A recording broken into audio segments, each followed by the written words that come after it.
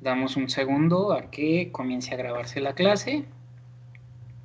Ok, entonces ya parece que la clase comenzó a grabarse. Me notifican si se ve la presentación de PowerPoint. Sí, maestro. Ok, entonces vamos a ampliarla. ¿Sí? Vamos a hablar de este tipo, ¿no? De Sigmund Freud. Vamos a hablar del psicoanálisis de Sigmund Freud. ¿Sí? Autor. A ver, vamos a dar unos segundos, compañeros y compañeras, a ver si ya pueden ver la pantalla. Solamente están teniendo problemas para ver la pantalla Tania y Viridiana. Tampoco Andrea puede ver la pantalla. A ver, vamos a esperar unos segundos.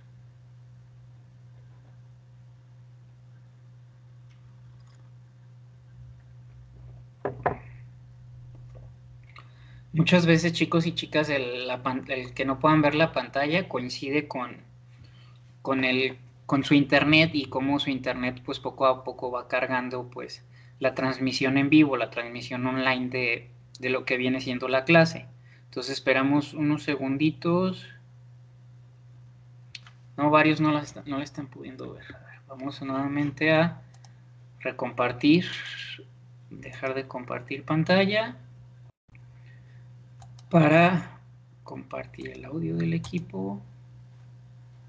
Okay, esperamos unos segundos, a ver. Ok. Ahora, me dicen si ya pudieron visualizar más personas la pantalla, porque había varios que no estaban pudiendo. Igual es más fácil que abran su micrófono y lo externen para poder mencionarlo. Igual si alguien está con su micrófono abierto o su cámara, acuérdense que después de hablar hay que volverlos a cerrar para que facilite el acceso a todos los que están en la clase.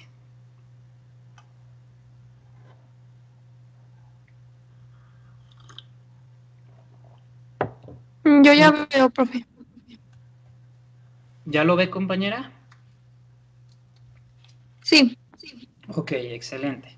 Entonces, bueno, en lo que se arreglan en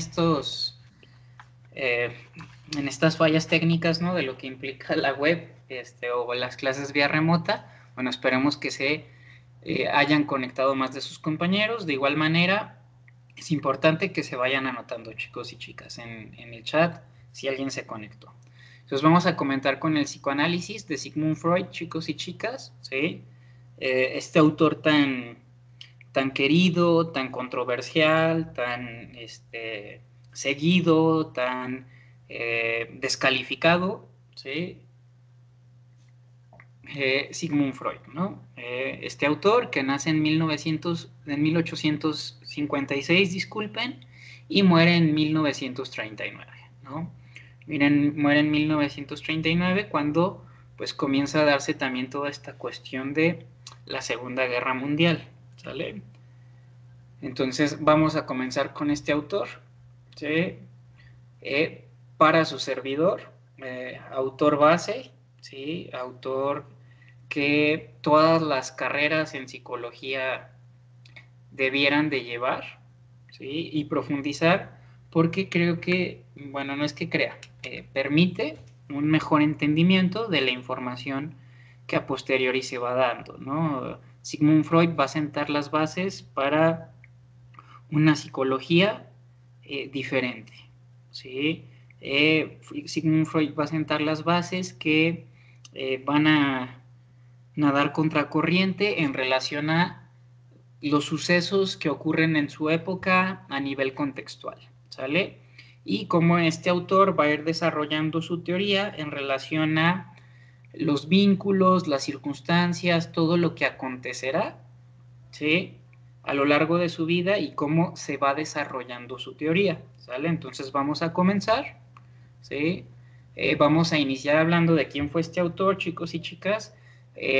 Si recuerdan, yo les mencioné en las primeras clases que para mí era muy importante que ustedes aprendieran una metodología, ¿sí? De cómo aprender, ¿sí? De cómo entender diferentes teorías de la personalidad, ¿no? O sea, cómo aprender sobre diferentes teóricos de la personalidad. ¿Recuerdan que yo les mencionaba eso? En relación a que estamos, toda la información está al alcance de un clic, ¿no?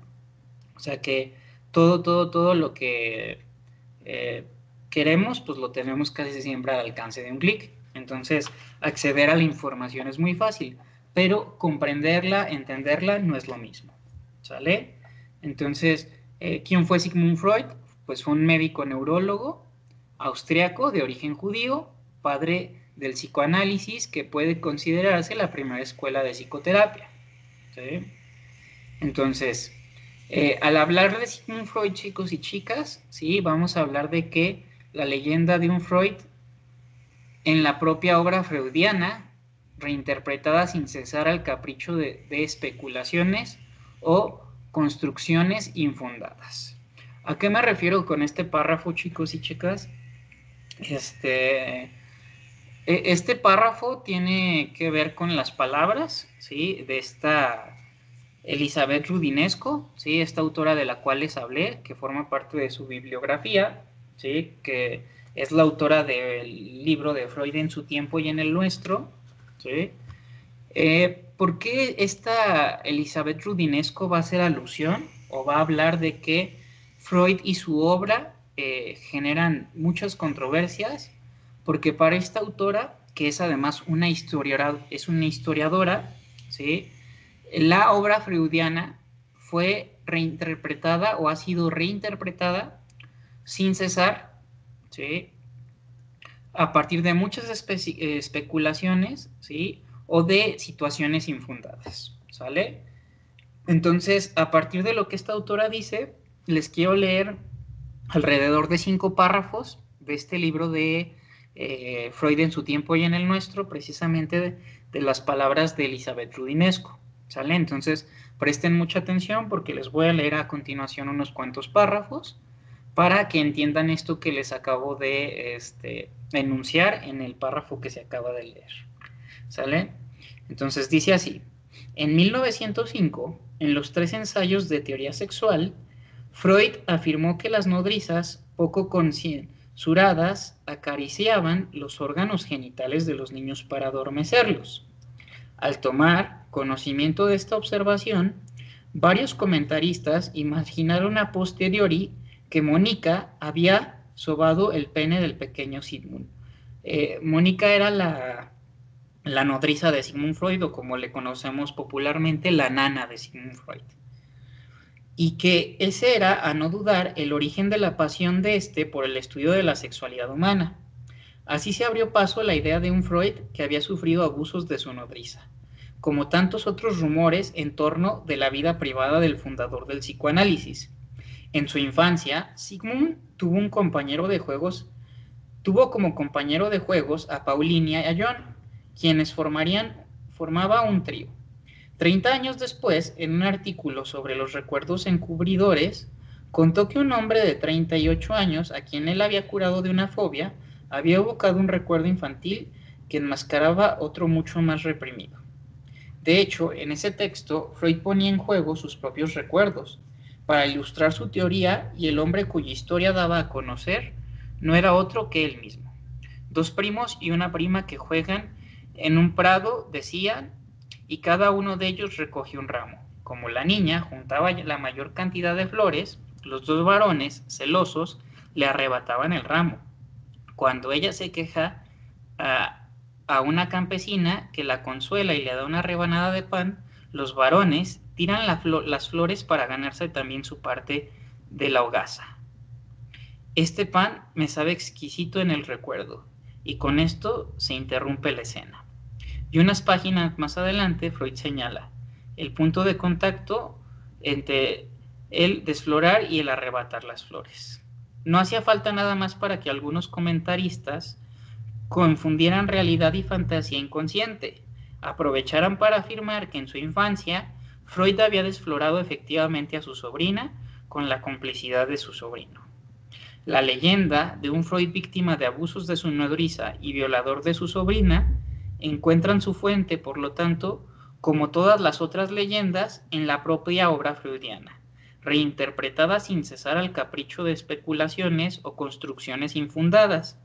En cambio, lo que está establecido con certeza es que Freud mantenía relaciones de complicidad y rivalidad con su sobrino mayor que él. ¿Sale, chicos y chicas? Entonces, bueno, les leí estos pequeños párrafos para ejemplificar, ¿no? lo que tenemos aquí en este párrafo, ¿no? No sé si ustedes ya en su primer cuatrimestre se encontraron con docentes, ¿sí?, que se expresaban mal del psicoanálisis o que descalificaban al psicoanálisis como una ciencia sin fundamentos, ¿no? O docentes o personas que han conocido que dicen que el Freud y el psicoanálisis están obsesionados con la sexualidad, con el falo, etcétera, etcétera, ¿no? Entonces, a lo largo de la historia de la psicología y del mismo psicoanálisis, el psicoanálisis ha sido reinterpretado, reexplicado, descalificado, aprobado desde diferentes posturas, desde diferentes situaciones. La misma biografía de Freud, ¿sí?, en muchas ocasiones ha sido fundamentada en datos erróneos, ¿sí? Y esta historiadora, Elizabeth Rudinesco, pues lo que hace es aclarar esta información, ¿sí? Lo que hace al respecto es hablarnos sobre lo que realmente pasó, ¿no? Entonces, si se fijan en esto que les leí, pues se tomó a interpretaciones sumamente perversas que nada tenían que ver con lo que pasó en realidad, ¿sí? Y cómo la historia de Freud, ¿sí?, cómo su propia historia de vida, cómo su historia de vida en relación a los grandes teóricos con los cuales Freud convivió, compartió momentos, debatió, se generaron tertulias, etcétera, pues le permitieron, ¿sí?, desarrollar su teoría a este genio, ¿no?, a este genio del siglo XX. ¿Cómo vamos hasta aquí, chicos y chicas? ¿Alguna duda, alguna pregunta, algún cuestionamiento? Entonces, bueno, yo les iba a mencionar que si en algún otro momento, en alguna otra clase, han descalificado o hablado mal del psicoanálisis, yo les invito a que conozcan el psicoanálisis, ¿no? O sea, creo que para poder hablar mal de una teoría, pues la tienes que haber leído, estudiado y demás, ¿no? Como el psicoanálisis o la obra freudiana, si no me equivoco, tiene 24 tomos aproximadamente, no sé, 24, 25, 26 tomos, ¿no? Entonces, les invito a esto que es una breve introducción a términos del psicoanálisis, pues que tengan la apertura para escuchar esta información, para escuchar lo que les voy a tratar de explicar sobre, perdón, sobre el psicoanálisis. ¿Sale? ¿Hasta aquí dudas, preguntas? No, maestro, todo bien. Ok. Vamos a seguir avanzando. ¿Sí? Bueno, antes de avanzar, me gustaría que fuéramos a leer una entrevista, ¿sí?, una entrevista que le realizan a Elizabeth Rudinesco, ¿sí? Esta entrevista yo se las voy a subir a su, lo que viene siendo su plataforma, ¿sí?, esta página web, y a todas las plataformas como las que estamos trabajando, ¿sale? Y entonces Elizabeth Rudinesco dice lo siguiente: Freud nos hizo héroes de nuestras vidas, ¿sí? Si tienen acceso a esta página web que ahorita estamos proyectando en la presentación.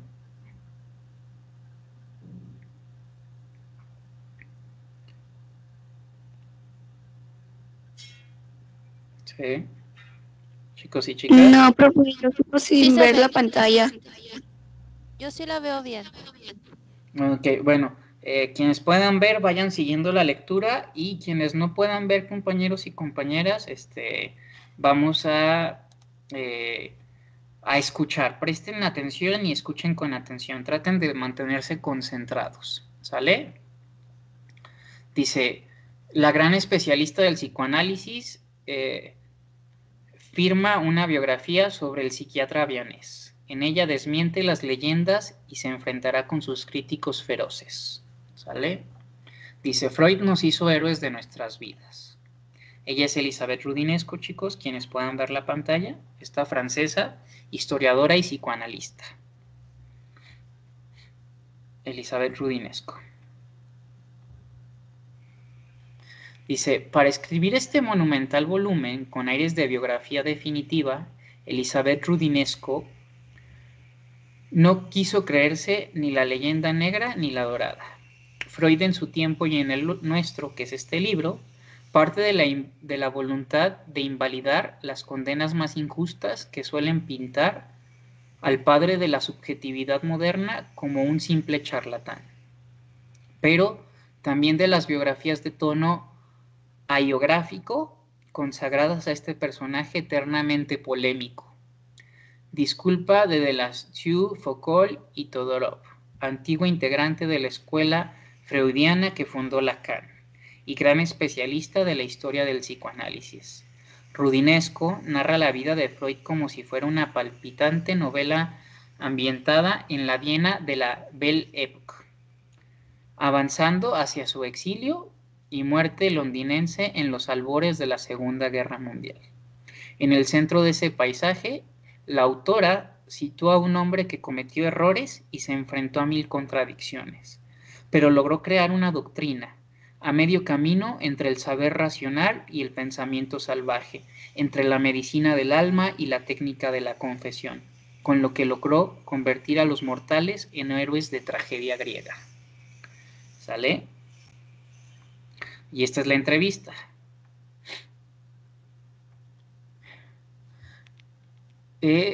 Este libro surge de la necesidad de recapacitar sobre el personaje.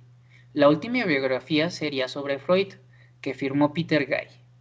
Su publicación hace 25 años. Desde entonces casi todo lo que se había publicado eran condenas encendidas hasta extremos inverosímiles, firmadas por personajes que en realidad no conocían su historia. Como sucede a menudo con los personajes controvertidos, Freud se había acabado convirtiendo en una caricatura de sí mismo, envuelto en numerosos rumores y mentiras. Me pareció que había llegado la hora de volver a un equilibrio. Pregunta el entrevistador. En este libro escribe, por ejemplo, que no fue un burgués libidinoso adepto de los burdeles y la masturbación, como se había dicho tantas veces. ¿De dónde surgen estos malentendidos?, le preguntan a Elizabeth Roudinesco. Y ella refiere, tratándose del fundador de una doctrina sobre la sexualidad, me pareció imprescindible saber cómo había sido su vida sexual. Me di cuenta que existían libros enteros sobre las decenas de leyendas de las que no hay ninguna prueba.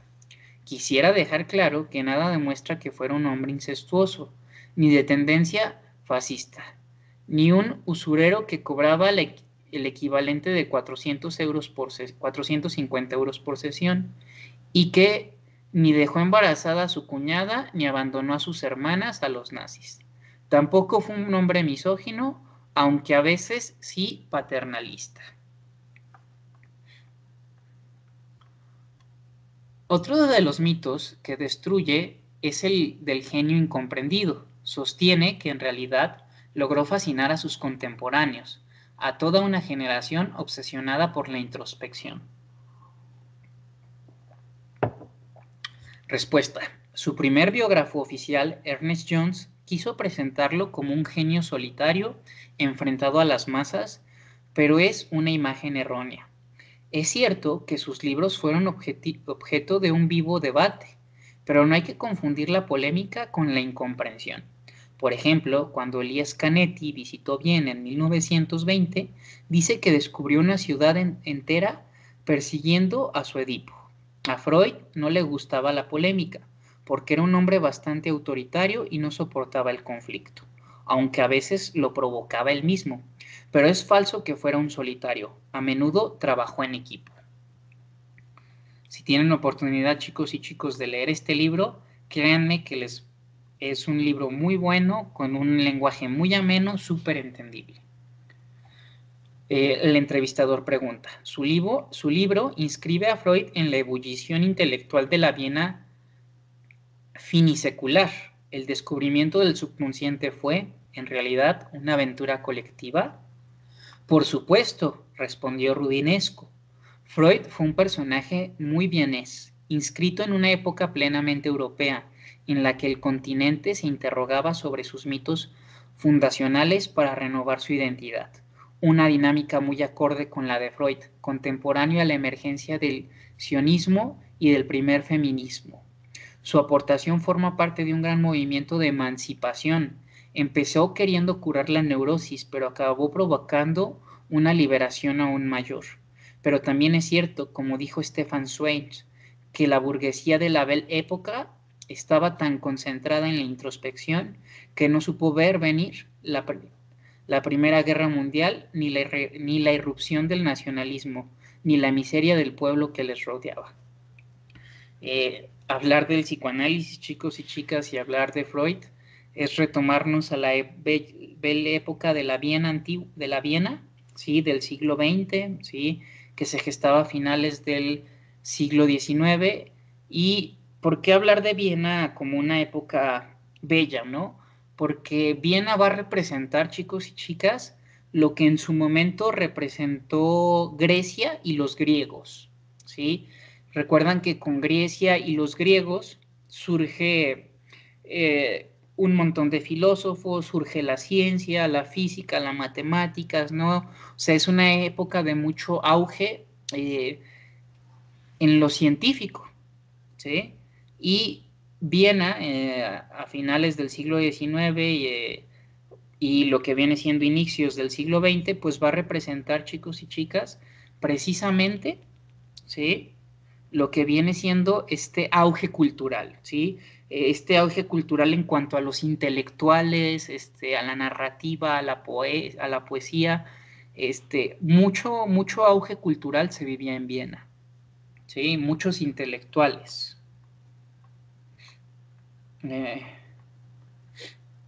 Dicen, fue también un hombre lleno de paradojas, padre de una revolución que condujo a la modernidad, pero políticamente conservador, de fuerte cultura judía, pero ateo, y libertador de las pulsiones sexuales, pero partidario de la abstinencia desde los 40 años. ¿Fue Freud incoherente?, pregunta el entrevistador. Rudinesco responde, todo tiene una explicación. La abstinencia, a partir de la que formuló la teoría de la sublimación, se explica por su deseo y el de su esposa, Martha Bernays, de no tener más hijos. Podría haber usado contraceptivos, pero no tenía suficiente ímpetu sexual y no sabía ni utilizarlos. Freud no fue un hombre nada seductor, no fue un puritano, ya que abogó por liberar las pulsiones sexuales, pero tampoco libertario. Creía que uno debería controlarlas. En lo político, yo lo definiría como un conservador ilustrado, igual que Sainz. Fue un hombre atrapado en el torbellino de la revolución comunista, en la que nunca creyó, y la emergencia del fascismo. Ante esa situación, apostó por conservar las instituciones existentes, creyendo que la vieja Austria todavía podría salvarse. Freud concibió el psicoanálisis como una doctrina apolítica, que debía mantenerse al margen de toda militancia. ¿Qué piensa usted, que suele intervenir a menudo en el debate público desde posiciones izquierdistas? En efecto, dice Rudinesco, Freud fue contrario al compromiso político y apostó por una especie de neutralidad. Para él, el psicoanálisis ya era un compromiso suficiente. Yo estoy en total desacuerdo con esa parte. Si el psicoanálisis parte del estudio de los vínculos familiares, ¿cómo puede quedar el psicoanalista al margen del debate del matrimonio homosexual o la gestión subrogada, por poner dos ejemplos? Yo soy favorable a ambas cosas desde hace tiempo, pero muchos de mis compañeros se expresan en sentido opuesto al mío. No sé si saben que un 70% de los psicoanalistas franceses estuvieron en contra del matrimonio homosexual en un momento. ¿Cómo explica el conservadurismo de su colectivo? Creo a base de limpiar el papel del psicoanálisis al de un mero observador. Freud terminó originando un colectivo reaccionario, No podemos detenernos en modelos barridos por la corriente de la historia, ni proyectar el presente modelos de un pasado remoto. Cuando un psicoanalista me dice que la familia homoparental es contraria al complejo de Edipo, yo le respondo, pues cambiemos el complejo de Edipo. ¿Sí? Esta autora habla de la posibilidad de que pues, tomemos como base las teorías existentes, pero que las vayamos actualizando en relación a las situaciones sociales y políticas de nuestra época. ¿Sí? Que reinventemos, por así decirlo, actualicemos lo que viene siendo el psicoanálisis, plantea esta autora. Entonces el entrevistador pregunta, define al psicoanálisis como una epopeya sobre los orígenes, una canción de gesta con sus fábulas, mitos e imágenes, es decir, que la invención de la subjetividad moderna pasó por convertir al sujeto en algo parecido a un héroe. Y Rudinesco responde, exacto, esa fue la gran labor de Freud. Nos convirtió en héroes de nuestras vidas. Pienso que a un enfermo de hace un siglo le daban posiciones, le metían en un sanitario y lo trataban como un loco. En cambio, Freud les decía, es usted Edipo. Los psicoanalistas ya no dicen eso, pero sí algo parecido. Ocúpese de sí mismo, no deje que le traten como un sujeto que consume medicamentos pasivamente. Esa teoría del sujeto no existe en el conductismo, la otra principal escuela de psicología opuesta al psicoanálisis que estudia el comportamiento y la conducta objetiva y no cree en la existencia de un subconsciente, que es una técnica bastante estúpida, dice Rudinesco, aunque a veces funciona. En mi opinión, cada cual debe de ocuparse de su historia personal. Quienes no son capaces de verbalizarla, ni siquiera un mínimo, están condenados a la necedad. Pese a sus efectos en la percepción de la interioridad, muchos autores como el filósofo Michel Onfray o el historiador Mikkel Borch Jacobsen siguen definiendo al psicoanálisis como una estafa. ¿Por qué es tan difícil de aceptar? Dice Rudinesco, es una teoría muy contundente que no resulta fácil de dirigir. En la primera mitad del siglo pasado se le condenaba en nombre de la moral. Hoy se le condena apelando a lo que algunos llaman ciencia. Hoy día la psiquiatría está desapareciendo y los neurólogos se convierten en simples distribuidores de medicamento. El motivo es que tratar a un paciente con un medicamento estandarizado resulta menos costoso que brindarle una terapia personalizada y evolutiva. En ese contexto es normal que el psicoanálisis y su manera de entender las enfermedades del alma molesten. El problema es que la gente empieza a estar harta de tomar medicamentos. Si suprimos una doctrina radical como el psicoanálisis como posible solución, la gente harta de los medicamentos se termina orientando hacia los hechiceros de las medicinas paralelas. ¿Tiene que cambiar el psicoanálisis para sobrevivir? Dice esta autora. Sí, debe aspirar a ocupar un lugar que ha conquistado, sí debe aspirar a ocupar el lugar que han conquistado los conductistas. Para eso tendrá que transformarte. La gente ya no quiere tumbarse en el diván 3 veces a la semana durante los próximos 20 años. El psicoanálisis debe evolucionar al ritmo que lo hace el mundo. Se deberá apostar por las terapias más cortas en las que se reciba al paciente cara a cara y no tumbándole al diván. Deberá aceptar también tratar a cualquier persona, igual que lo haría un médico en el hospital. Las generaciones jóvenes ya están practicando un cambio. Si un problema es que solo hace estudios de psicología y no de ciencias humanas, lo que provoca que los psicoanalistas jóvenes estén peor formados y sean menos cultos. Y para ser psicoanalista no se debe ser inteligente, sino también, no se debe de ser solo inteligente, sino también cultivado. ¿Sale? Entonces, regresamos, chicos y chicas. ¿Por qué les leí esta entrevista que tiene Elizabeth Rudinesco, ¿no? Y que se les va a subir a sus plataformas para que puedan releerlo? Porque entonces Elizabeth Rudinesco explica que el psicoanálisis de Freud lo que va a hacer en una determinada época, en un determinado momento, es, por ejemplo, en vez de decirle a un niño, qué perverso es ese niño por sus comportamientos, podríamos decir, a ese niño se encuentra atravesando su etapa psicosexual fálica y se encuentra en su complejo de Edipo. ¿Sí? Y entonces, cuando se habla de darle un valor literario, ¿sí? a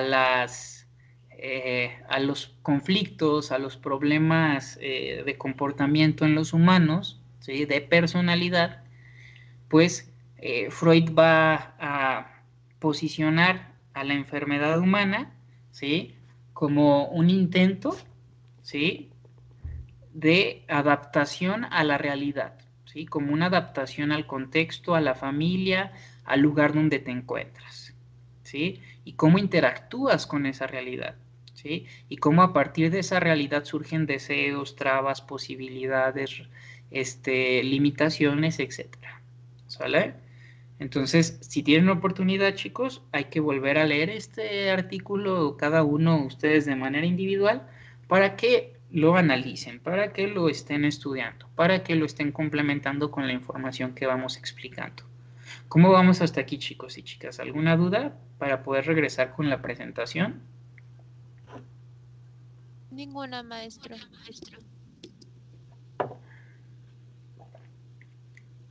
Los demás chicos y chicas, ¿cómo van? Gracias, compañero. ¿Todo bien, profe?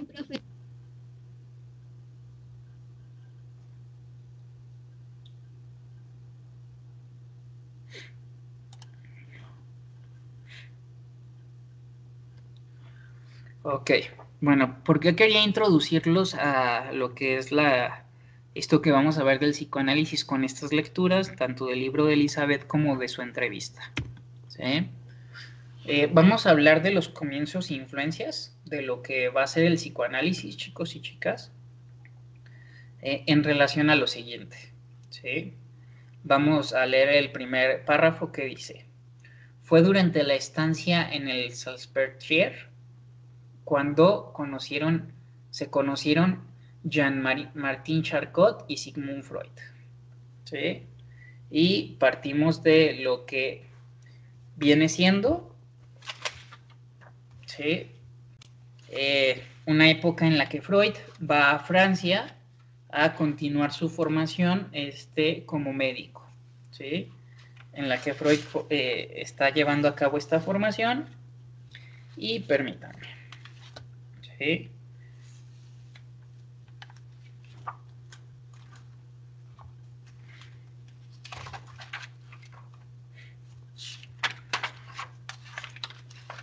¿Por qué van a ser muy importantes estas interacciones, chicos y chicas, que Freud va a tener con estos personajes? Porque como se leyó en la entrevista que le hicieron a Elizabeth Rudinesco, Elizabeth Rudinesco reafirma el hecho puntual de que pues Freud va a desarrollar su teoría, ¿sí? mucho desde la interacción que este personaje pues tiene con diversos personajes de la época, ¿sí? Entonces, su primera aproximación a lo que va a ser ya el psicoanálisis se va a dar con este Charcot, con este personaje, ¿sí? Yo he leído por ahí que se le considera a Jean-Marie Charcot el precursor del psicoanálisis, ¿sí? ¿Qué es precursor? Pues el prefijo pre es aquello que va antes de, o sea, antes de que inicie el psicoanálisis, el precursor del psicoanálisis, el que vino antes del psicoanálisis, fue este personaje, Charcot, ¿sí? Y su primera aproximación a este personaje, ¿sí? De Freud es a través de lo que es la técnica de la hipnosis, ¿sí? Esta técnica de la hipnosis que es utilizada por este personaje, por Charcot, ¿sí? Pero mientras todo el mundo se fascinaba, ¿sí?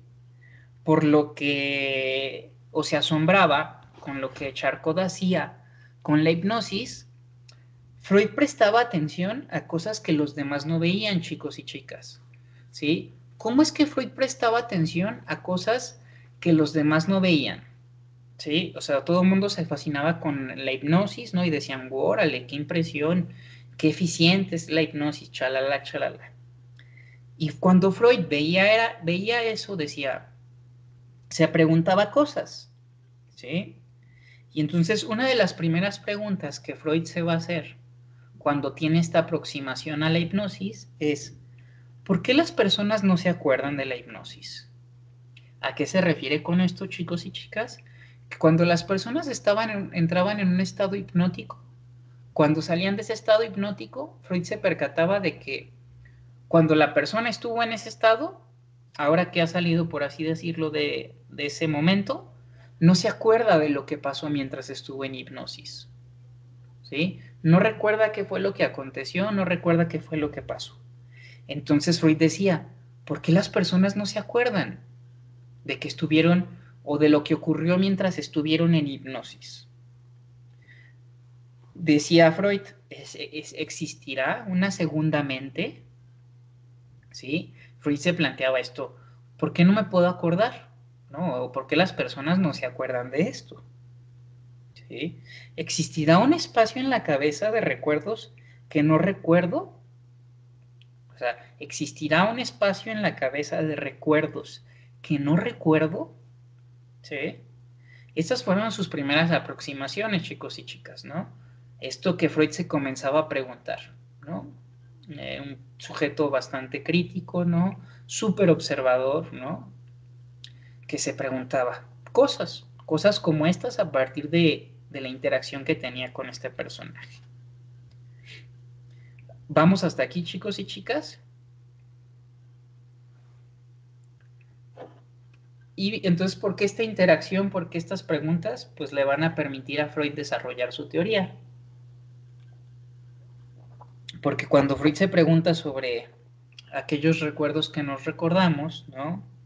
O aquellas cosas que no nos percatamos, ¿no?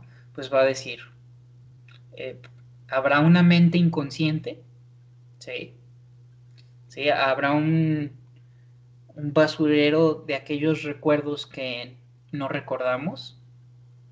Y entonces, pues pasa esto, ¿no?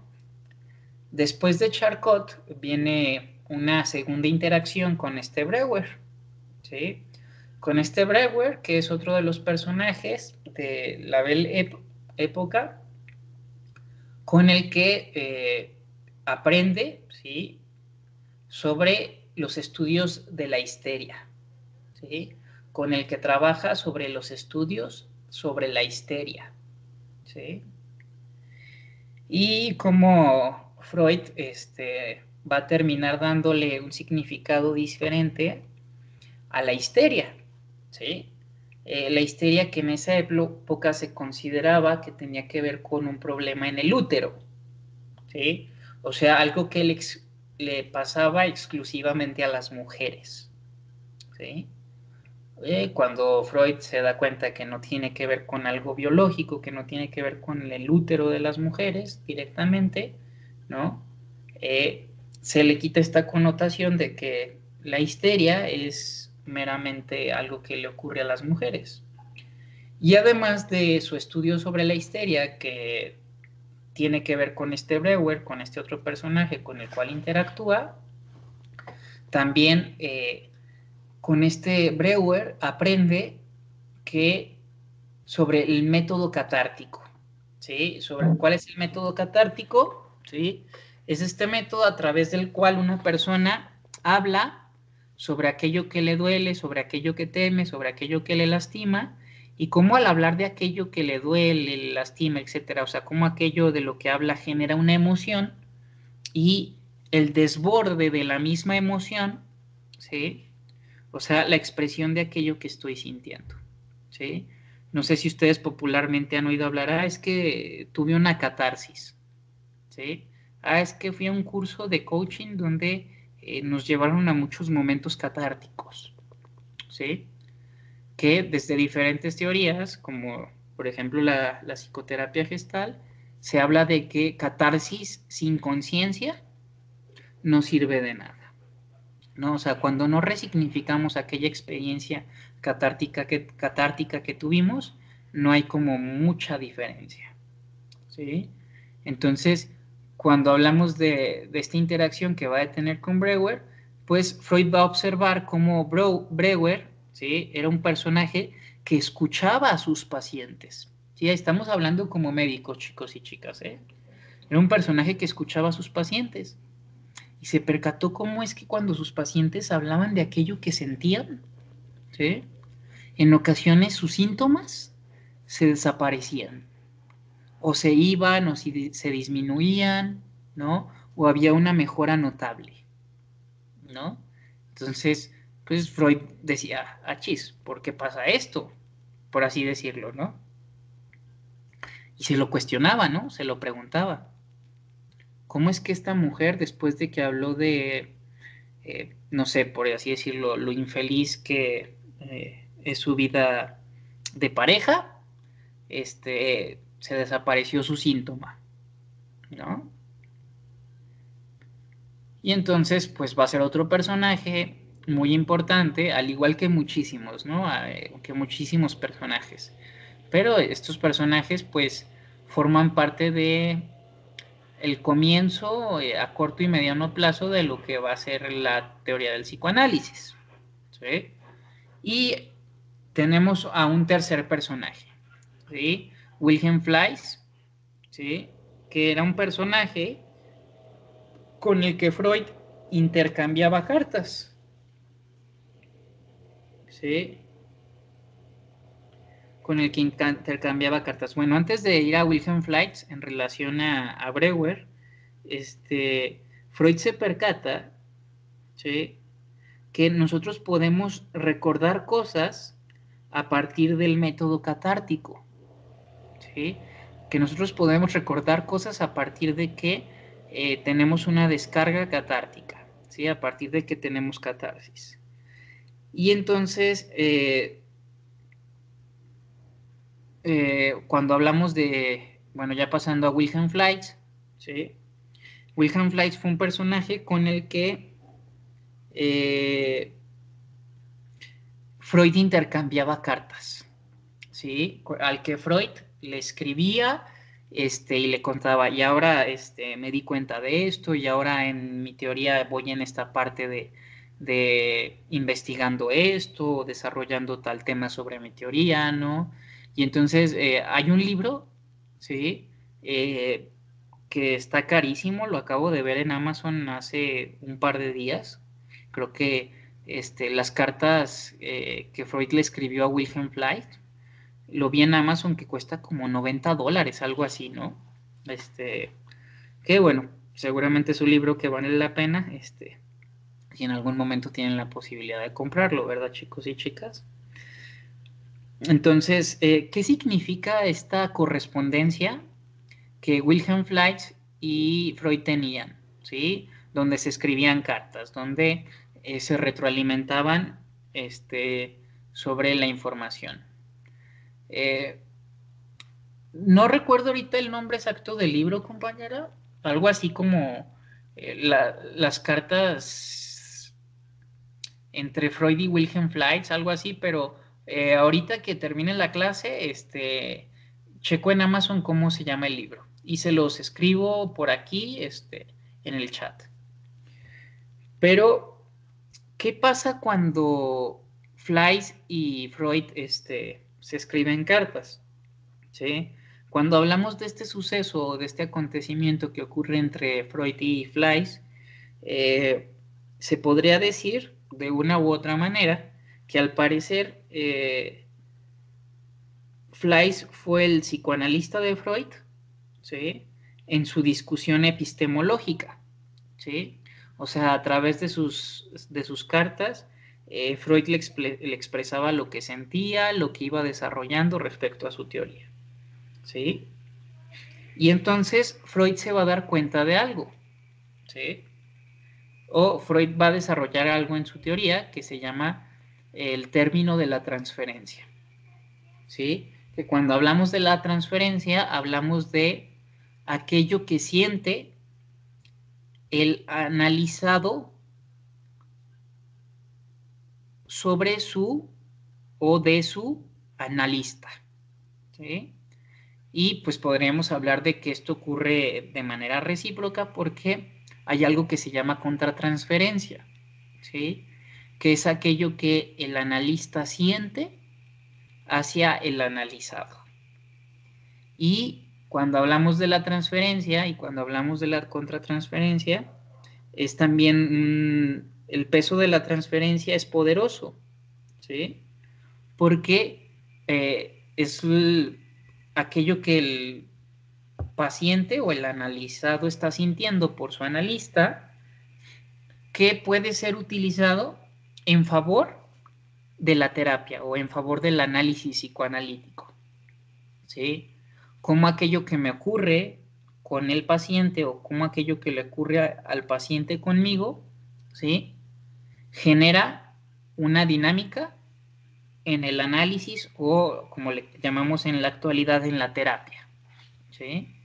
Cómo se da este sentir, ¿no? Incluso he escuchado a varios colegas, ¿no? Decir que el terapeuta, ¿sí?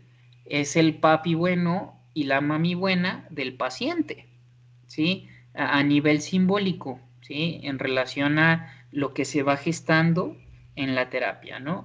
Cuando el paciente abre su vulnerabilidad frente al otro, frente al analista, frente al terapeuta, ¿sí? Y cómo es que el terapeuta tiene que actuar, ¿sí? Conforme a lo que está expresando el paciente en terapia, ¿sí? Desde un lugar que ya no sea traumático, o sea, cuando el paciente hace emerger su recuerdo traumático, ¿sí? Se desboca, por así decirlo, la catarsis, el terapeuta funge o está ahí para el paciente para pues ser empático, escuchar, analizar, acompañar, ¿sí? Ayudar a que se pueda dar una resignificación del trauma, ¿sí? De la experiencia dolorosa. Por eso es que luego se dice que pues en la psicoterapia o en la terapia o en el análisis, depende de cómo lo llamen, el terapeuta pues hace la función del papi bueno, de la mami buena. O sea, la función que debieron hacer tu madre y tu padre biológicos y simbólicos cuando tú te enfrentaste a un problema, cuando tú te enfrentaste a una situación traumática o dolorosa. ¿Sí? Chicos y chicas, ¿cómo vamos? ¿Cómo vamos con el entendimiento de esto que les estoy explicando? Esto es súper importante, ¿no? O sea, el peso de la interacción de Freud con estos personajes, ¿sí? Y cómo la interacción con estos personajes, pues dio fruto, ¿sí? A información desarrollada sobre la teoría del psicoanálisis.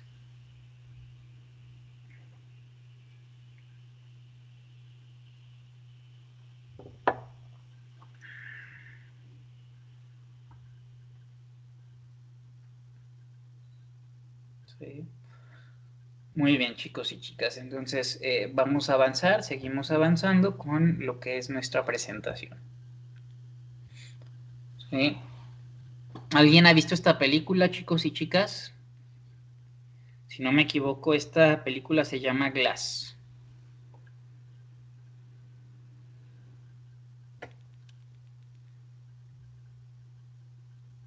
¿Sí? ¿Quiénes la han visto? Yo, profe, yo me vi las 3 películas. Sí. Yo vi estas películas también, chicos y chicas, como usted lo menciona, compañera, con una psicóloga, ¿no? Con una psicóloga que tiene formación clínica y psicoanalista este, de formación, ¿no? Y ella refiere, o cuando estuvimos platicando sobre estas 3 películas, que estas 3 películas pudieran ser pues un muy buen sinodal como punto de partida para la admisión de alumnos a estudiar la carrera de psicología, por todo lo que representan estas 3 películas, ¿no? La película de Glass, que es esta, la película de Fragmentado, ¿no? Y la película previa que no me acuerdo ahorita del nombre, ¿verdad? Pero hay una película previa a estas últimas dos que salieron en el cine, ¿sí? La de Glass, la de Split y la otra película que no recuerdo el nombre. No sé si alguien recuerda el nombre de la película que antecede. Bueno, ¿por qué les puse esta imagen en lo que les estoy como a punto de explicar, ¿no? Lo voy a explicar a continuación. Bueno, me desvió un poquito, ¿no? Para esta colega mía, ella decía que pues es un muy buen sinodal, invitar a las personas que quieren estudiar psicología a que hagan un análisis, así sin saber nada, que hagan un análisis de lo que perciben o lo que ven en estas tres películas, ¿no? Para ver qué tantas aptitudes o capacidades pueden tener para estudiar psicología.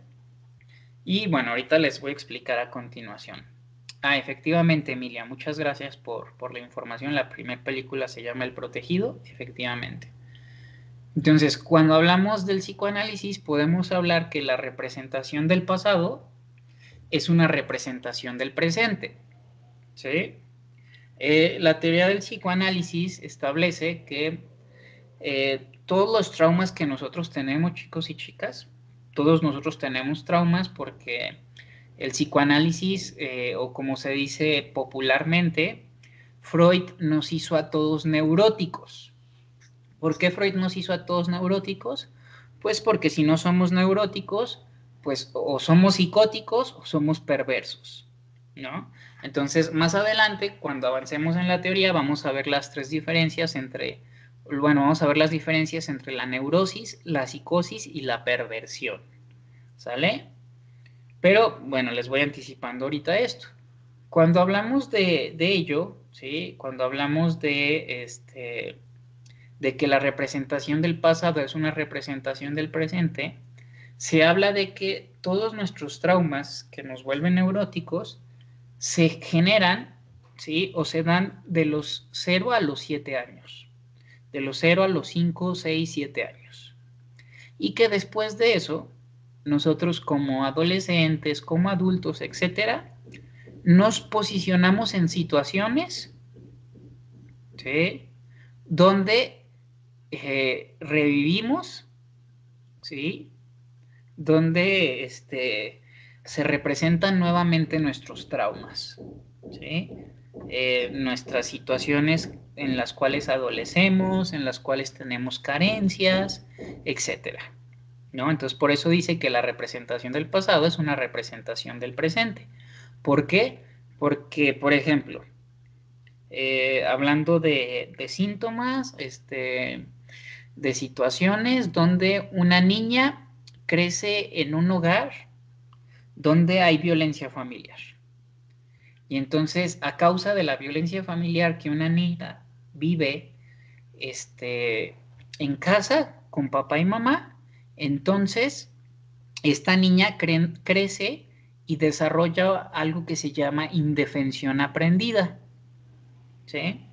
Y entonces cuando esta niña crece y genera esto que se llama indefensión aprendida, su manera de vincularse con el contexto, con el entorno, con las amigas, con el novio, es desde esta indefensión aprendida. Y entonces cuando me vinculo desde esta indefensión aprendida, tiendo a buscar ambientes o personas que van a abusar de mí, ¿sí? Que me van a lastimar, que se van a aprovechar, porque es algo que yo aprendí en mi pasado, ¿sí? En mi crianza de mi primera infancia. Entonces, cuando hablamos de ello, o de la oración de la cual les acabo de hablar, nuestro pasado se sigue reproduciendo en el presente, ¿sí? A través de nuestros síntomas, ¿sí? A través de aquello que no hemos hecho consciente y que nos dirige como si fuera destino, ¿sale? Y entonces por eso es que se habla de pautas generacionales, ¿no? Cómo se repiten patrones, ¿sí? Pues lo único que se está repitiendo es el síntoma, ¿sí? El trauma en diferentes contextos, en diferentes momentos, ¿sale? Por eso es que la terapia permite reinterpretar, ¿sí?, lo simbólico para que podamos resignificar nuestros traumas. Entonces, la reinterpretación de lo simbólico permite que nosotros resignifiquemos nuestros traumas. ¿A qué se refiere con la reinterpretación de lo simbólico permite que se resignifiquen los traumas? Poniendo este mismo ejemplo de una niña que vivió violencia familiar, ¿no? Supongamos que esta niña vive violencia familiar en un ambiente donde papá le pegaba a mamá, ¿no? O sea, había violencia familiar y violencia física. Y violencia psicológica directa para la niña que presenció esos eventos, ¿no? Entonces, ¿qué implicaría reinterpretar lo simbólico de esa situación? El trauma es el trauma, chicos, y el trauma siempre va a estar ahí, ¿sí? Va a formar parte de su historia de vida, va a formar parte de lo que son ustedes. Pero entonces, cuando esa niña, siendo ya una adulta joven, va a terapia y habla de su trauma y habla de su dolor, ¿no? Desde la conciencia puede resignificar esa experiencia, ¿sí?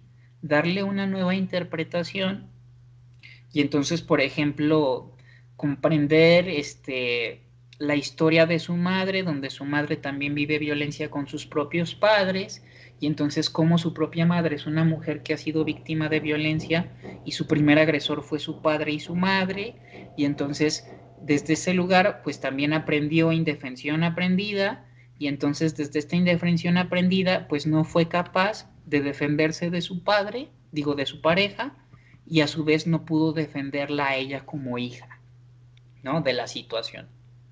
Y entonces, por ejemplo, que esta adulta joven pueda entender lo que pasó en su contexto, cómo pasó lo que pasó en su contexto, le puede ayudar a resignificar el trauma y a dejar de reproducirlo. Y entonces le puede ayudar a vincularse desde otro lugar, ¿sí? Como pareja, ¿sí? Encontrar una pareja que no sea violenta, encontrar algo diferente a lo que se ha venido repitiendo en la historia familiar, ¿no? Mamá crece en un contexto violento, mamá elige una pareja violenta y posterior a ello, pues la hija va hacia donde mismo, pero pues estamos en el supuesto hipotético de que esta mujer o adulta joven va a terapia y resignifica su experiencia, ¿sí? Resignifica su trauma y entonces le da una nueva interpretación a todo esto que pasó, que la adulta puede entender, pero que la niña no comprendía y por eso es traumático, y entonces como adulta la reinterpreta desde otro lugar y puede hacer algo distinto, puede cambiar el destino de su vida, por así decirlo. Y por eso es que les puse estos tres personajes, chicos y chicas, ¿no? Estos tres personajes que el resultado de su personalidad pues se da a partir de lo que viven en su infancia, ¿no? Si tienen oportunidad de ver estas tres películas, véanlas, les va a interesar mucho y son películas de las cuales también pueden aprender mucho. La primera se llama El Protegido, ¿sí? La segunda se llama Fragmentado o en inglés se llama Split y la tercera se llama Glass, que no me sé la traducción al español. Si tienen oportunidad de verlas, es muy interesante lo que puedan encontrar en estas películas e incluso la compañera que ya las vio que las vuelva a ver, ¿no? Entonces, chicos y chicas, ¿cómo vamos hasta aquí? ¿Dudas sobre esto que les estoy explicando? Maestro, Sí. lo que usted planteó acerca de un ejemplo de una niña que sufrió violencia familiar, yo lo viví. Yo lo viví con mis padres, todo lo que usted dijo encaja con mi familia. Solo que, Ok. pues, mi madre, pues, no tuvo violencia aquí con mis abuelos. Estoy aquí con mis abuelos, no con mis padres. Me corrieron de la casa. Em, yo tuve que ir a terapia desde los, ¿qué? 15 años, porque ya no aguantaba la ansiedad, el miedo, el coraje y todo. Entonces me fui a terapia. Es muy bueno tener terapia porque te ayuda a liberar, reflexionas de ti mismo, de todo. Ujú. Claro, compañera. Sí, bueno, muchas gracias por compartir su ejemplo de su propia historia de vida. En relación a lo que usted dice, compañera, comenta varias cosas y me gustaría poder hablar de lo que usted acaba de mencionar con su ejemplo.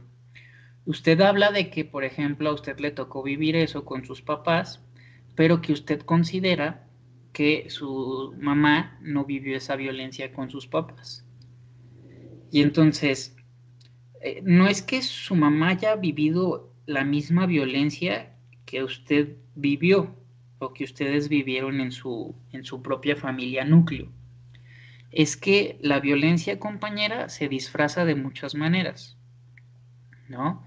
Violencia psicológica, abandono, violencia física, violencia patrimonial, violencia económica, etcétera. El mismo machismo es una manera en cómo el hombre, desde sentirse en una posición de superioridad, el mismo machismo es una manera en cómo los hombres violentamos a las mujeres, ¿sí? Digo, hablo de nosotros los hombres porque, pues como hombres, hemos sido criados en este contexto mexicano que es machista y que no podemos negar los hombres que tenemos actitudes machistas. Y tenemos que reconocer a todo momento que los hombres somos machistas para tratar de dejar de ser machistas, pero reconociendo que lo somos, que hemos sido creados bajo estas normas, bajo estos contextos, bajo estas creencias, ¿sí? Bajo estos hábitos que nos hacen reproducir este tipo de violencia. Entonces, cuando usted habla de que con su mamá no fue lo mismo, ¿no?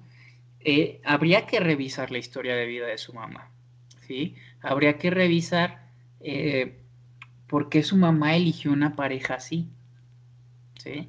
O sea, pueden ser muchas cosas, como desde la violencia que un bebé sufre cuando una mamá nada más le da nutrición alimenticia en el pecho, pero no le da nutrición emocional, que es esta manera en cómo una madre se vincula con su bebé cuando lo está amamantando, ¿no? Entonces, puede haber muchas circunstancias, ¿sí? Bajo las cuales, compañera, hicieron que su mamá eligiera a la pareja que eligió. Se dice popularmente, compañera, que siempre hay un roto para un descosido. O se hace que tus traumas siempre encajan y embonan con los traumas del otro, ¿sí? Sí, Por así decirlo, sí, para que haya,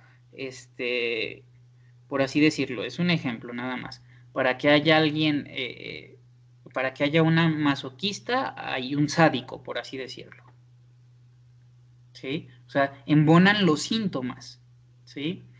Y entonces, compañeros y compañeras, a nosotros, a nuestras parejas, nos unen nuestras bondades, pero también nos unen nuestras carencias, ¿sí? O sea, nosotros nos vinculamos con nuestras parejas desde lugares saludables y también desde lugares neuróticos, ¿sí? O sea, lo neurótico es lo jodido, lo neurótico tiene que ver con nuestras carencias, ¿sí?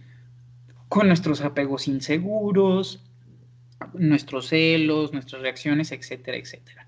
Como también nos unen a nuestras parejas nuestras bondades, ¿sí?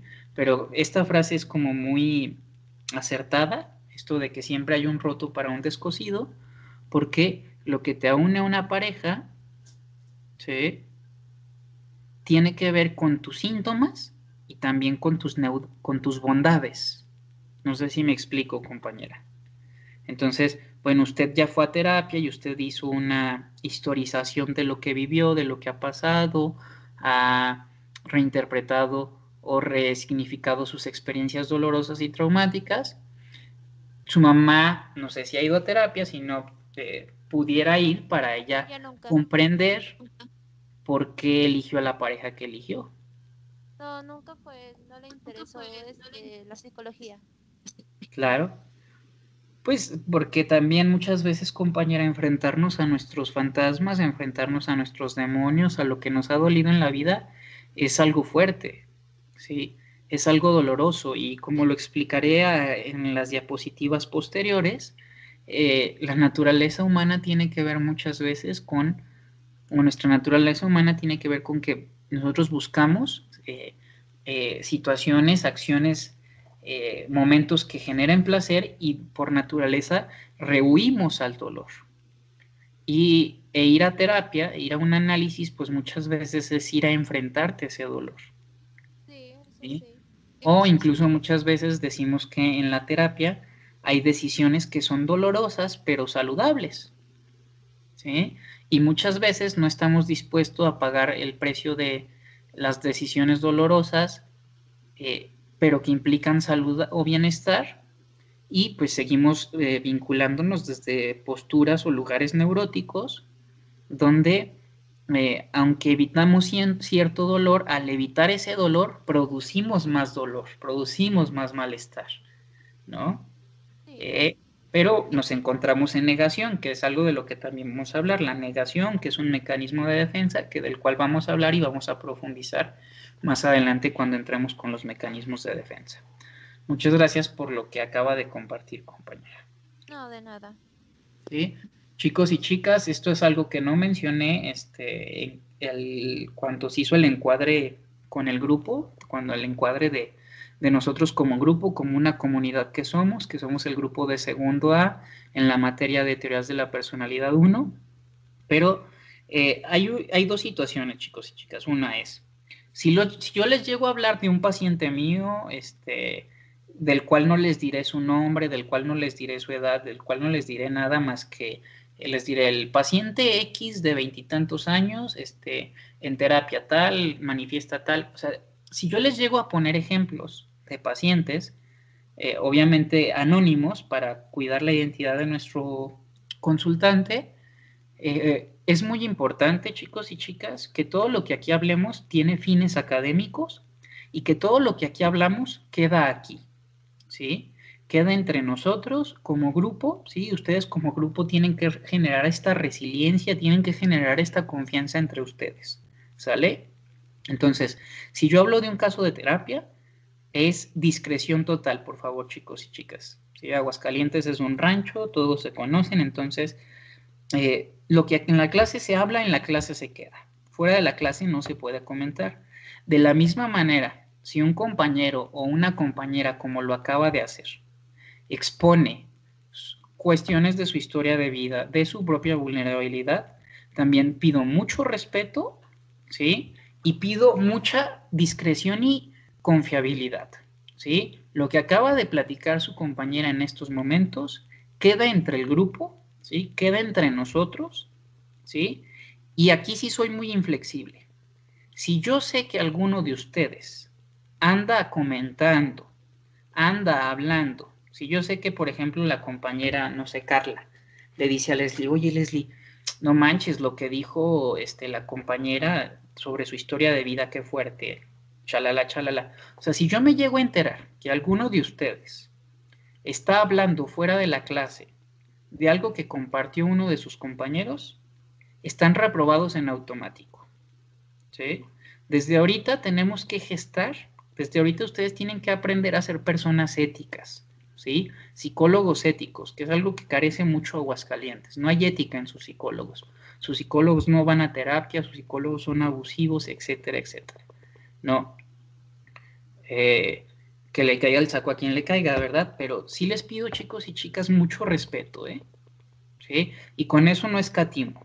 Si alguien rompe la confiabilidad, si alguien anda hablando fuera de este espacio de clases sobre los ejemplos que se pone, sobre lo que alguien pueda abrir, en automático está reprobado en mi materia, chicos y chicas. ¿No? Nada más para que lo sepan. Es algo que se me había pasado comentarles, pero sí es algo que tengo que mencionarles y aclararles, porque tiene que haber mucho respeto. ¿Sí? Tiene que haber mucho respeto a lo que vamos compartiendo en clases. Ahorita su compañera nos hizo el favor de compartir su propia experiencia de vida. Y con eso que su compañera compartió, yo les puse le di una retroalimentación y pues la retroalimentación es para todos, ¿no? Y todos están aprendiendo o todos pueden aprender de lo que su compañera puso como ejemplo y de lo que expliqué del ejemplo de su compañera, ¿no? Entonces, mientras ustedes sean un grupo seguro, se va a dar la posibilidad de que ustedes se animen a compartir información que puede nutrir a la materia, ¿sale? Entonces, ¿cómo vamos hasta aquí, chicos y chicas? ¿Dudas, preguntas?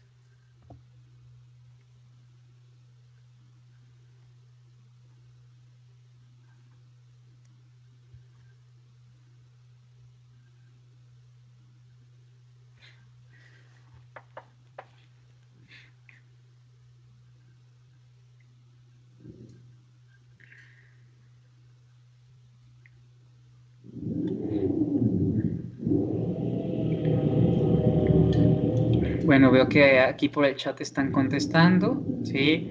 Alguien que quiera abrir su micrófono, un comentario que quieran hacer, alguna duda que tengan al respecto. ¿Cómo vamos, chicos y chicas? ¿Cómo vamos con esta información? ¿Está siendo entendible? ¿Está siendo clara? Por ahí, si no entienden algo, con toda confianza, díganme, profe, yo no entendí esto o yo no entendí lo otro, para que lo volvamos a explicar desde otro lugar. No, maestro, todo claro.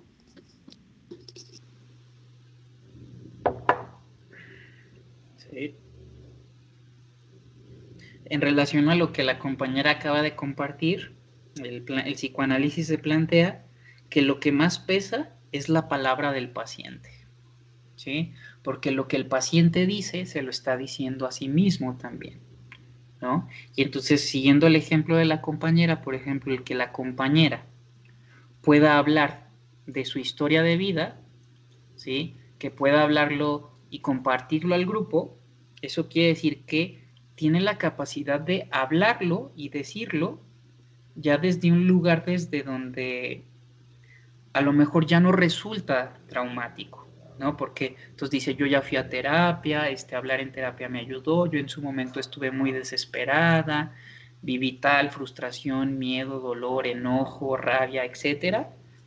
Y No, cuando fui a maestro, terapia, ya ¿mandé? de, no, maestro, ya de todo eso lo que le platiqué y lo que mis compañeros alcanzaron a escuchar, esto ya lo superé. Yo ya tengo otra mentalidad.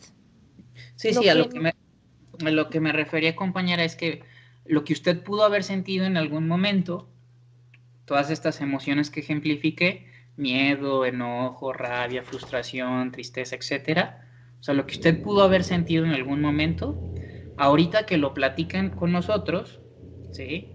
Ya no siente eso, porque fue no, un proceso, fue una terapia que le permitió hacer catarsis, contactar con todo eso que sintió, hablar de todo eso que sintió, resignificar todo eso que sintió, vivió, presenció, interpretó, para ahorita poder hablarlo con nosotros, sí, claro. para ahorita poder hablar al respecto y decir, pues yo pasé esto, yo pasé el otro, yo pasé aquello, ¿no? Y Sí, poníamos como el ejemplo puntual de que, o la intervención puntual, mejor dicho, de que le decía que tendríamos que ir a revisar la historia de vida de su madre, de por qué eligió una pareja así, que eso es algo que, pues a lo mejor no le corresponde a usted, ¿no? Sino que sí, sí, usted lo sé. está ya en su etapa de lo que usted vivió, lo que usted sintió, y como yo les mencionaba, esta resignificación del trauma nos permite, por así decirlo, no ser como esclavos del oráculo, ¿no? Si vamos a hablar Sí, de los griegos, ¿no? O sea, cómo el oráculo nos decía como nuestro destino, ¿no? Cómo el oráculo le dijo a los padres de Edipo que su hijo iba a matar a su padre y iba a fornicar con su madre, ¿no? Y entonces hay una metáfora muy interesante detrás de lo que es los oráculos, ¿no?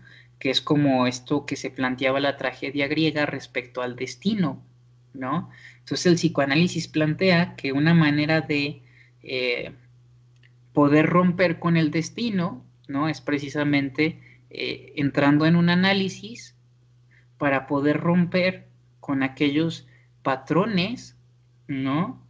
Familiares que se siguen reproduciendo de generación en generación, ¿no? O sea, como el abuelo con el hijo alcohólico, con el sobrino alcohólico, con el nieto alcohólico, ¿no? ¿Cómo? Maestro, ¿le puedo decir algo? Sí, Ya que mencionó al alcohólico, mi abuela, que ya falleció, fue la mamá de mi papá. Ella fue sumamente alcohólica de corazón y hacía que mi padre desde muy chico, pues de hecho le quitó su infancia. Entonces, lo obligó a trabajar desde muy corta edad hasta que yo nací, le seguía pidiendo dinero. Hasta que mi padre se hartó, dijo, ¿sabes qué? Yo ya no te voy a dar nada. Y mi padre va arrastrando desde el pasado, presente y ahora. Y es algo que yo le digo o que le decía antes de que ve con un psicólogo, atiéndete, estás muy mal. No, es que un psicólogo es de locos. No, yo no estoy loco. claro, hay muchos estigmas en torno a lo que es la terapia y más en generaciones más longevas que las nuestras, compañera, ¿sí? Hay una mayor resistencia, hay una concepción de que la psicología o ir a terapia es para locos, ¿no? Que pues tiene que ver con muchos constructos sociales y culturales que su papá ha aprendido. Ya para finalizar la clase, compañeros y compañeras, con el ejemplo de la compañera, que bueno, este tipo de ejemplos o comentarios ayudan mucho a nutrir la clase, como les mencionaba, porque ahorita que usted habla de su papá y de cómo su papá fue con su mamá y cómo a su vez la mamá de su papá fue cruel con su papá, desde la teoría de la violencia, citando a la maestra Nacheli Bolaños, que es una psicoterapeuta que es experta en violencia de género aquí en Aguascalientes, citando a la maestra Nacheli Bolaños, ella habla de cómo detrás de todo agresor hay un niño o una niña violentados. ¿Sí? En este caso, eh, la agresora de su papá, pues fue su abuela, ¿no? Ella primero violenta a su papá, ¿no? Su papá primero es una víctima y después su papá se convierte en un adulto que, pues, violenta, ¿no? Que ejerce violencia, ¿no? Entonces dice, en la teoría de la violencia se habla de que detrás de todo agresor, pues hay una víctima, eh, como está en el ejemplo de este personaje, del de Glass, que desarrolla las 24 personalidades y la última, que si no me equivoco es la 25 o eran 23 y la última fue la 24, bueno, el número no importa. En esta última película, que es la tercera, se llama Glass, el negrito les dice con todo lo que provoca y genera, les dice algo así como de, ahora sí el mundo va a saber, como de qué somos capaces nosotros, ¿no? Como los fenómenos o los raros, ¿no? Y entonces Glass, este personaje del etcétera, ¿no? El de la personalidad múltiple, voltea, estaba en la personalidad de la bestia, ¿no? Voltea y le dice, no te equivoques, ¿no? O sea, no te equivoques, yo no hago esto por los fines que tú lo haces, ¿no? Yo hago esto para defender, como se refiere como al pequeño, no me acuerdo el nombre, el pequeño Joe, o sea, para defender a su pequeño niño interior, ¿no? Entonces, toda esta máscara, la bestia que sale, ¿sí? Surge como una defensa para defender al niño lastimado que fue él, ¿sí? Para defender al pequeño que fue este personaje, ¿no? En su propia historia de vida dentro de las películas. No sé si queda claro, chicos y chicas.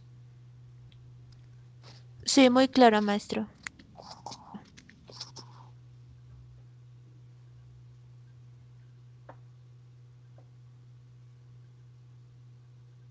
Muy bien, chicos y chicas. Entonces, pues ya va a acabar la clase. Y recuerden, pues, subir sus trabajos, ¿sí?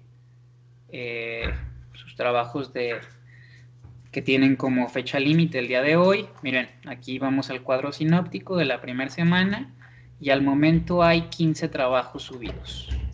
¿Sí? Tenemos 15 trabajos subidos de todos los que son, entonces para que pues no olviden subir sus trabajos. ¿Sale? No sé si hay alguna duda, chicos y chicas, para finalizar la clase.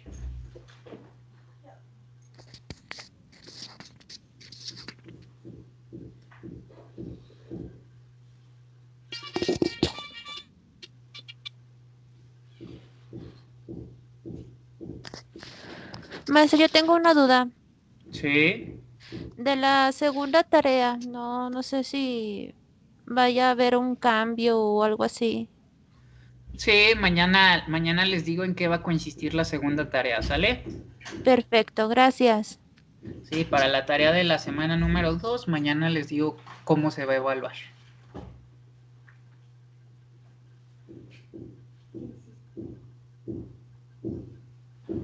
¿Alguna otra duda, chicos y chicas?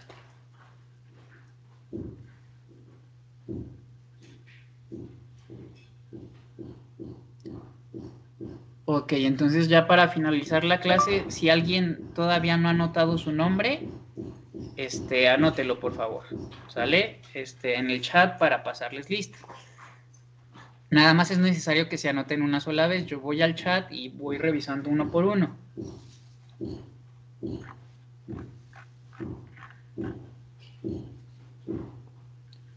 Muy bien.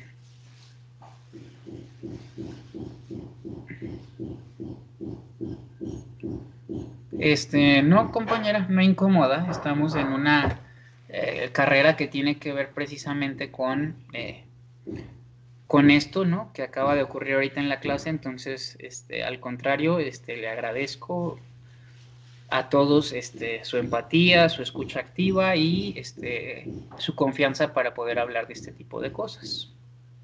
¿Sale? Entonces, vamos a detener la grabación de la clase para subirla a las plataformas, ¿sí? Para poder subir el video, chicos y chicas.